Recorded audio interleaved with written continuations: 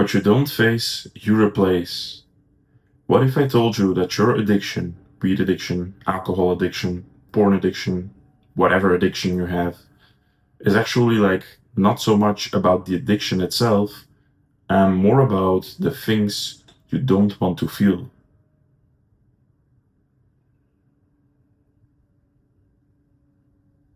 See, many people who are addicted, porn, weed, alcohol, drugs, no matter what, any addiction, people who are addicted and want to quit usually focus on the drug itself. And that's the biggest mistake. As someone, that's the biggest mistake we can make. And I'm saying this as someone who used to be addicted to all sorts of drugs, especially to weed. I've been addicted to weed for almost a decade, managed to quit now for 6 years, and over in my surroundings, when I see people trying to quit weed, alcohol, any kind of drug, porn, you know, people think that it's about the thing itself. People think that it's the weed, the alcohol, but it's actually like so far away from the truth. It's not about that. It's not about the thing you're addicted about. It's more about the thing you don't want to feel, and as a result, you use drugs, weed, alcohol, you name it, to not feel what you don't want to feel. See, that also explains why a lot of people who manage to quit a certain substance move from one substance to another substance. I'll give my mom as an example. Like recently, my mom managed to quit cigarettes. I mean, she already has been like 2 months, I think, without cigarettes, which I'm super proud of her. And the way how she managed to is just like take some pills, or I don't know, there was like here where I live, there's like this plaque you can like put on your cell, and the moment you put it, this plaque causes you to like get disgusted by nicotine, and thus your body repels it the times you try to smoke it. And so I'm super proud of my mom. My mom has been a smoker for more than 20 years. She started when she was 16. She's almost 50 now. That makes it 34. My mom has been addicted for a long time, and she finally managed to quit. She took the plaque, and there you have it. Though there was one thing though, what happened now, and that is that she started binge eating. My mom is becoming fat, really fat. I mean, not really fat, but if she keeps on going as she's going right now, she'll probably become obese, very obese. And so that explains why a lot of people move from one drug to another.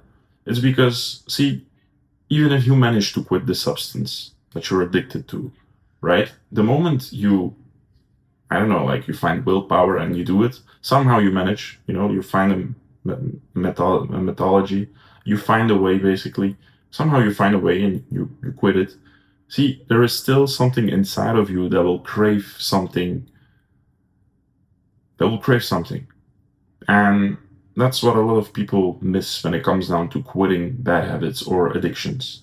See, what doesn't get addressed and should be more addressed, in my opinion, is that that there is something inside of us that pulls us towards something else, right? Why do we have this pull to certain other things? Why do we always like want to like have an addiction? Because if you think about it, what is an addiction? An addiction in a nutshell is you just being gravitated towards something and not being able to withstand it, right? And most of the times, from my understanding, the reason why that is because we don't want to feel something. We want to like not feel something. I'll give you an example. Let's say I go through a breakup, and so for the first time my friends come to me and they say, hey, there you have it, there's a joint, smoke, you'll feel better. And so I do it once, I do it for 1 week. 1 week turns into 6 months, 1 year. Suddenly I'm like smoking for 1 year. Okay, fast forward 2 years, 4 years. Let's say I've been addicted to 4 years and I haven't properly processed this breakup.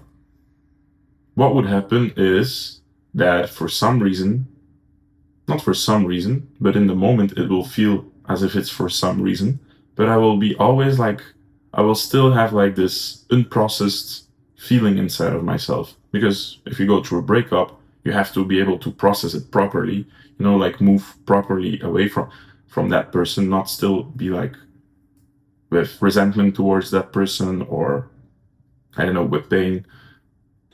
But what happens is, because we numb ourselves, we smoke or we drink or we find behavior to escape ourselves, then what happens is like this feeling stays here forever, and thus it becomes this coping mechanism.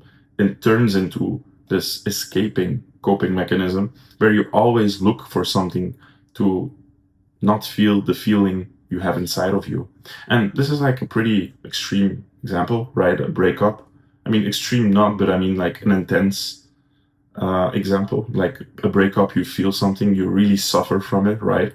So it makes sense. But it can be also like small, subtle things. Maybe just boredom. Maybe you just feel bored and you don't really have like something that gives you fulfillment and meaning in your life. You just feel like, life is life, not much to it, right?